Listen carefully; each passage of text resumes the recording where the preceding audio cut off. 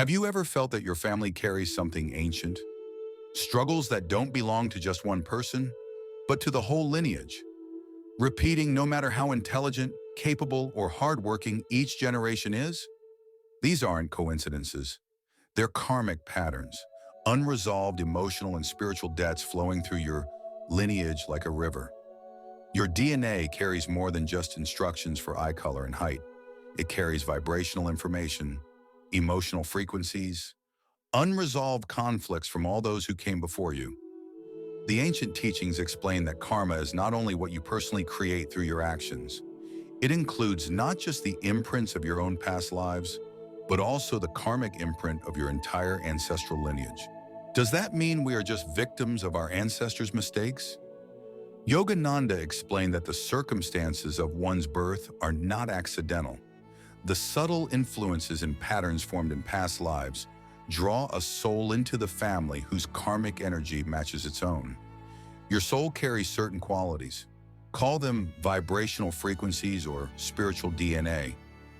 And these qualities magnetically attract you to parents and circumstances that match those frequencies.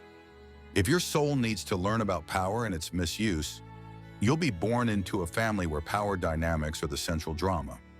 If your soul needs to transcend poverty consciousness, you'll likely incarnate where scarcity is the teaching ground.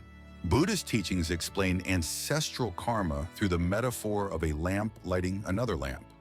When one flame ignites the next, the new flame is not identical to the first, yet it could not exist without it.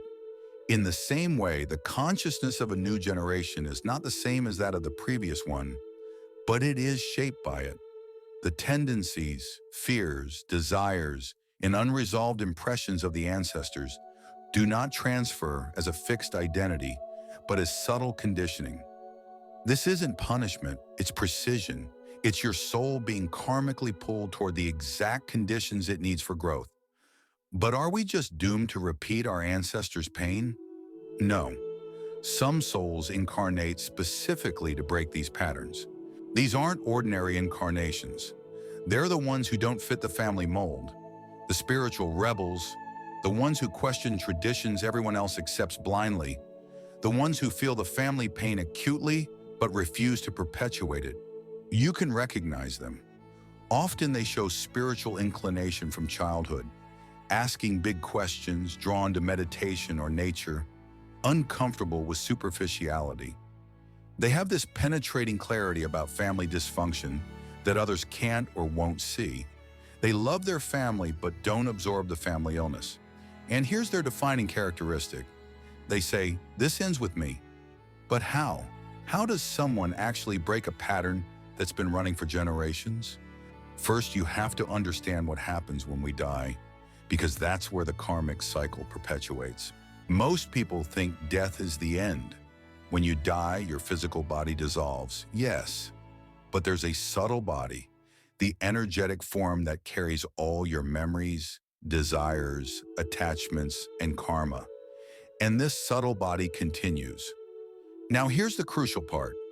What happens next depends on what you're carrying.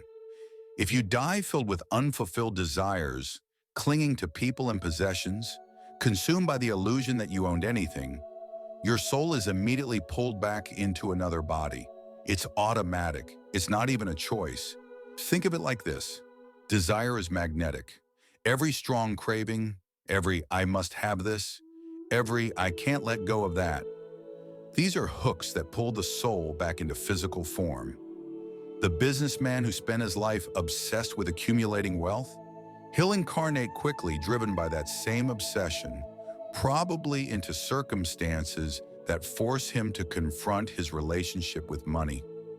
The mother who couldn't let go of her children, she'll be pulled back, possibly even into the same family line, trying to maintain those bonds. That sounds like a trap, an endless cycle. It is. The ancient texts call it the wheel of birth and death. You're born, you accumulate desires and attachments. You die. Those desires pull you back. You're born again. Round and round. Generation after generation. Lifetime after lifetime. Unless you understand something fundamental, you are not the doer. What does that mean? Think of life as a movie that's already been filmed. You're watching a screen, and you're so identified with the character on screen that you think you're making the decisions, creating the outcomes, controlling the story. But the film was shot long before you entered the theater. The script was written by your karma. The role was cast according to your soul's needs. You're not writing the story, you're discovering it. Every event in your life, your birth circumstances, your parents, your challenges, your gifts, even this moment right now, all of it emerges from causes set in motion long ago.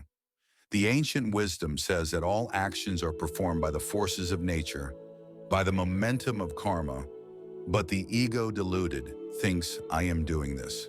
So do we have no free will? Are we just puppets of destiny? Not quite. Here's the subtle distinction. You don't choose what happens, but you do choose how you respond. You can't change the script, but you can change whether you identify with the character or remember you're the witness watching the play. The person who loses their job can respond with rage and victimhood, creating more negative karma. Or they can respond with equanimity, seeing it as karmic resolution, creating no new binding, same event, completely different karmic outcome. This is why the teachings emphasize action without attachment to results. Do what needs to be done. Perform your role fully. But don't cling to the fruits. Don't think, I made this happen or I deserve this outcome. Just act and let go. So what is the true self if not our personality and choices? You are the eternal soul, pure consciousness, unchanging, untouched by karma. The soul is like the screen on which the movie plays. The screen isn't affected by whether the film shows tragedy or comedy, violence or peace. It just is. But we forget this. We become so hypnotized by the movie that we think we are the character. We think we are this body, this personality, this story. And that identification creates suffering. That identification perpetuates karma. But how do we remember? How do we wake up from this hypnosis? Through spiritual practice. And here we circle back to ancestral karma, because the same practices that free you from personal karma also free you from the karmic baggage of your lineage. Start with awareness and acceptance. You cannot heal what you refuse to acknowledge. Become a witness to your own mind. Watch your reactions without judgment. Observe anger rise and fall like a cloud passing through the sky. Notice fear, but don't become it. This witnessing weakens the grip of all karmic patterns. Then there's forgiveness, not the shallow kind, but the deep cellular release. Forgive your ancestors for what they couldn't heal. They did what their consciousness allowed. Forgive yourself for carrying it. This forgiveness releases the energetic charge that keeps the pattern alive. Then there's selfless service. When you serve others without any expectation of return, you stop creating new karma. Every egoless action is like erasing a line from the karmic ledger. Serve in ways that address your ancestors' wounds. If your lineage experienced poverty, you serve the poor. If there was addiction, you support recovery. If there was abandonment, show up for those who have no one. This way, you're actively reversing the karmic flow. You're not just stopping the pattern, you're actively healing it at the source. And finally, the ultimate practice, complete surrender. Offer everything, every action, every thought, to something larger than the small self. Call it the divine, pure consciousness, the universe, God, whatever opens your heart. Surrender is the supreme karmic remedy because when the ego dissolves, the one who could carry karma dissolves into the infinite. The chain of suffering doesn't end because time passes.